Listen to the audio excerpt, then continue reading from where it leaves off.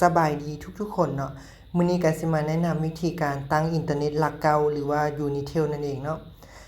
เบอร์ที่ใช้มันเบอร์ธรรมดาก็คือ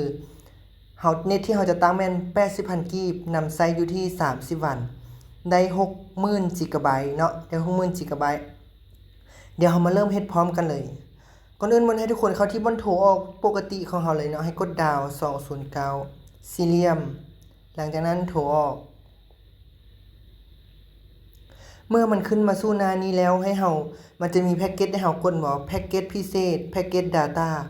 แพ็กเกจ Data หรือว่าแพ็กเกจทั่วไปซื้อเนาะให้เรากดทำนี้เลยตัวที่1เลยแพ็กเกจพิเศษหลังจากที่เราได้แพ็กเกจพิเศษมาแบบนี้นะคะว่า80,000กีบนะหรือ80,000กีบนำใช้ได้ที่ได้60จิกะไบต์นำใช้ได้ที่30วันแต่ในกรณีที่เฮาเบิ่ง YouTube Facebook TikTok ต่างๆแบบนี้เนาะมันจะเน็ตเฮาอาจจะมันบ่ได้หมดเลยเน็ตเฮาจะยังหลายเพราะถ้าเฮาเบิ่งซื่อๆแต่ในกรณีที่เฮาดาวน์โหลดหลายเกินไปสมมุติเฮาดาวน์โหลดคลิปจาก TikTok ดาวน์โหลดคลิปจากอันอื่นๆมาเนาะมันจะเฮ็ดให้อินเทอร์เน็ตเฮาหมดค่อนข้างที่จะไวแต่มันบ่ได้หมดก็คือหมดเลยมันเพียงแต่ลดความไวของเฮาลงมันจะแจ้งเตือนว่า Data ของท่านหมดแล้วแต่ว่าเรายังสามารถใช้ความไวได้อยู่เนาะความไวที่เราจะใช้ได้ก็คือเดี๋ยวเราเบิ่งตัวนี้ความไวเห็นบ่มันจะแจ้งมาแบบนี้สมมุติว่าเราใช้ดาวน์โหลดหลายเกินไปว่า Data ของท่านหมดแล้วท่านยังสามารถนำใช้อินเทอร์เน็ตด้วยความไวปกติ512ตัวนี้เนาะคือว่ากิโลไบต์บ่หรือว่าค่อยก็บ่แน่ใจคือกันอินเทอร์เน็ตตัวนี้ก็คือเฮายังสามารถเบิ่ง YouTube และ TikTok ได้ Facebook ได้แต่มันช้าก็คือเน็ตที่เฮาเบิ่งตัว E ตะกี้ตัว E หลักเก่าตะกี้ที่มันมีความช้าหลายเนาะมันจะช้าลงแต่มันก็สามารถโทรได้อันใดปกติเลยเดี๋ยวค่อยจะมาเริ่มเฮ็ดตัวของค่อยนี้เนาะตามขั้นตอนเมื่อกี้เลยกด1หลังจากได้แบบนี้เฮาก็คือกด1ส่งคำเรียกร้องของท่านกำลังประมวลผลกรุณากวดสอบผลที่ข้อความ SMS เนาะถ้าแป๊บนึงมันก็จะส่งเข้ามาละขึ้นตัว G แล้ว 4G แล้วเนาะเมื่อกี้ยังเป็น H บวกอยู่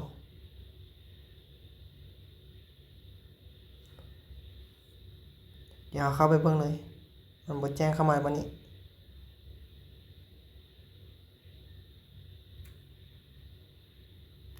เดี๋ยวกดสอบอินเทอร์เน็ตก่อนข้อความคือบ่แจ้งเนาะปกติมันจะแจ้งมาโอเคนะมันได้ Data มาละ Data ยังเหลือ59,955มันน่าจะตัดเฮาไปน้อยนึงนี่นะมันตัดเฮาอยู่ที่45เมกะไบต์โอเคเนาะถือว่าการแนะนำวิธีการตั้งอินเทอร์เน็ตหลักเก่ารายเดือน 80,000 กีบได้รับ Data 60,000 จิกะไบต์นำใช้อยู่ที่30วันก็ถือว่าหมดเพียงเท่านี้เนาะขอบใจทุกๆคนที่เข้ามาติดตามรับชมผู้ใดบ่เข้าใจบ่ใดก็สามารถคอมเมนต์ใต้คลิปได้เนาะแต่ว่าผู้ใดที่จบตัวนั้นไปแล้วก็จะมาสอนตัวนั้นน้อยนึงเนาะวิธีตั้งชั่วคราวก็คือตั้งอินเทอร์เน็ตชั่วคราวเนาะดาว209ให้คือปกติเลยคือกันเลยหลังจากนั้นโทรออกแล้วให้เราสังเกตคำว่า Package Data ให้กด2มันเป็นเลข2จากนั้นมันจะขึ้นมา2วันนะ3,000 กีบ1 GB 2วันแต่ถ้าเราใส่เกินกำหนดหรือเราเบิ่ง TikTok หลายเบิ่ง YouTube หลายหมดคือกันตัวนี้แป๊บนึงก็หมดแล้วเนาะแล้วมื้อ10,000หรือว่า 10,000 กีบนำได้ 4.5 GB 3 วันตัวนี้ส่วนหลายแบบนี้มันใช้ Facebook และโทรเท่านั้น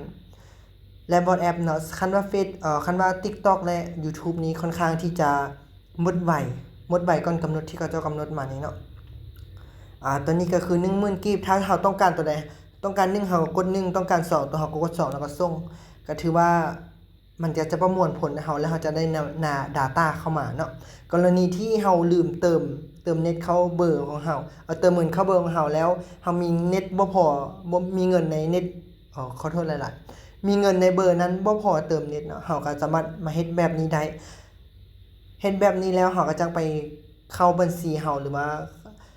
เติมเงินเข้ามาเบอร์นั้นแล้วเราจึงสามารถตั้งเน็ตได้เนาะ